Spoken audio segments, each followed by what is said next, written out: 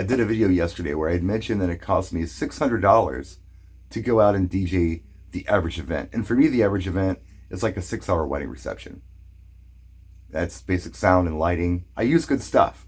And I'm updated on my music. It's clean music. And my stuff is quality. I have backup plans.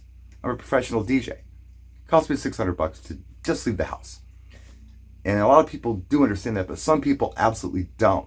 In fact, I was accused of having an inflated ego for charging $600 just to leave the house. I need to take that ego down a bit and go do these cheaper events because they do it for the love of it. They have a full-time day job and they don't care how much they get paid. They just love to DJ. I can appreciate anybody who does it for the love of it. I can appreciate anybody who goes out and does events that turn them on for less than what it costs them to do the event. Maybe it costs you a couple bucks to go do an event. I get that. But I'm running a business. This is what I do for a living. I can't afford to do that. I don't have this 9-to-5 job. I don't have a wealthy spouse. I haven't won the lottery. I haven't had a long lost dead relative leave me millions of dollars. So right now I have to make my money as a DJ. And to do that, I can't afford to operate at a loss. And some people are thinking $600 is ridiculous. Your equipment's paid for. Why are you charging this much? Look, there are reasons you have to charge money to do these events. If you plan on actually doing the event. When things get hard, a lot of people bail. You know how many people I see in DJ groups who say, yep, got a client. Their DJ bailed on them. They need somebody to come and do the event. Well, why did the DJ bail on them? Maybe it's because they didn't charge a lot. They're just doing this as a hobby and something came up that was more attractive to them, or a financial hardship came up where they maybe for some reason couldn't get to the event, or their mixing board broke, or their computer crashed, or whatever the case might be. They're not serious about this and they don't have a plan to replace this equipment.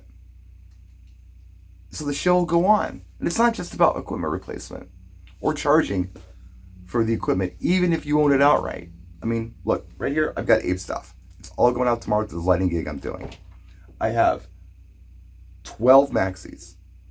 I have 12 cans, and I have 6 neon tubes. Believe it or not, total investment here. If I had to go out and buy this stuff retail right now, which is the only way I can buy it, or only any of us can buy it, $11,400.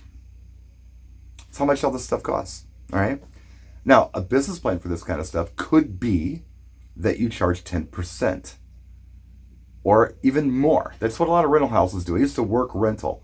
10%, 15%, even 20% on specialty stuff is not unusual to charge for equipment at an event. I only charge 5%. And 5% means that after 20 jobs, I own this stuff.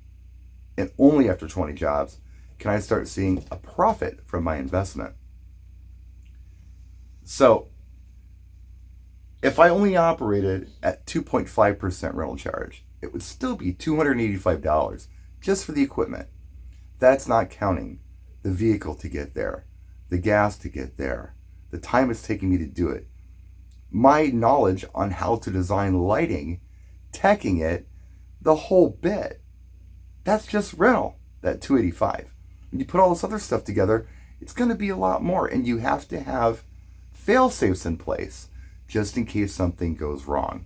What could possibly go wrong? A lot of things could go wrong. Here, this is what happened to me today. On the way home from picking up Blanca today, I lost a brake line on the front passenger side. I just had these brakes done a month ago. I don't have a jack here. It's at the shop.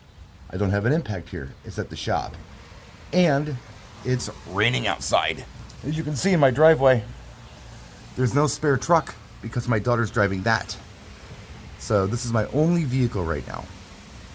My original plan was to charge these lights up, and when they were charged, load them up late. And then I was going to do my whole home spa treatment thing where I shave, I cut my own hair in the bathroom, and I stay up late, relax, so I can sleep in tomorrow because I don't have to do this lighting job until 5 o'clock. I want to be fresh when I do it. I don't want to have to get up at 7 o'clock in the morning, be up all day, and then go do a lighting job all night. I want to be fresh. So yeah, sleep in till 1, 2, whatever. Get up, take my time, have some coffee, get cleaned up, get dressed, go do the job. That's the way I want to do it. I can't do it that way because I have to get up at 7 o'clock in the morning and I have to go get these brakes done. My kid has my spare truck. I have another really nice truck that's needs a few things put on it or put together before I can drive it. Both of those trucks are 40 miles away and I don't have access to them. I have to do it like this. And it's not like I can wait and take my AAA membership that I have, which is a good thing to have. It's an annual expense. It's over $250, but they'll tow for like 200 miles or something ridiculous like that.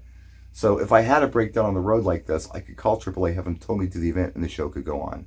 If I had no one to call to come and pick me up or whatever.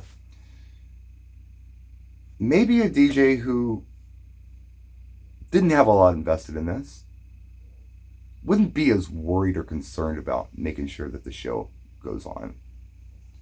It's got to be where these people are coming from, where their DJ bailed or their photo booth bailed or their whatever bailed. If you're doing this as a business and you have a reputation to maintain, you can't go bailing on gigs. And what do you care? It's not your bread and butter. You're making it doing something else. Now think about your day job you have during the week. Do you think that the place you work for operates at a loss? Chances are you're working for a for-profit business. And they're making money for you being there. You're making them money. And I'm glad you have that job. But this is no different than that.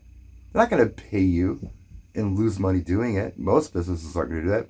Most businesses with a good business plan wouldn't do that. I'm not going to do that. I can't do that. I can't afford to give this stuff away.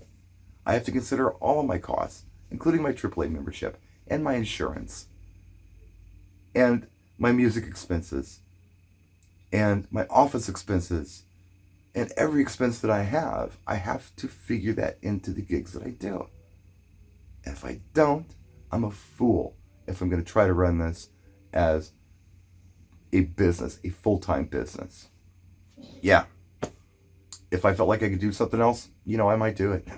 But I've got one hand and I know how to do this with one hand. So I do this. I don't know anything else I could do and do better with. And again, it's totally cool if you maybe don't charge a lot or you feel like your equipment's paid for and it means nothing to you. But maybe don't be so quick to criticize those of us who are doing this full time. I understand that there are some shady characters out there who are just interested in making money. I know that. There are shrewd business people out there. They're not even great DJs, but they're great business people. Me, I'm not the best business person, but so far so good, right?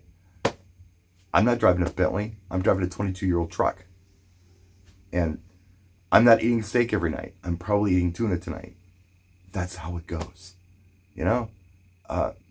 I'm not trying to take anything from anybody. I'm not trying to be unfair to any clients. I'm only trying to get what I feel like I'm worth. I could probably charge even more than that. And I probably should. But I'm not. And I'm not a bad guy for not operating at a loss. That's my video. We'll see you next time. Practice and enjoy.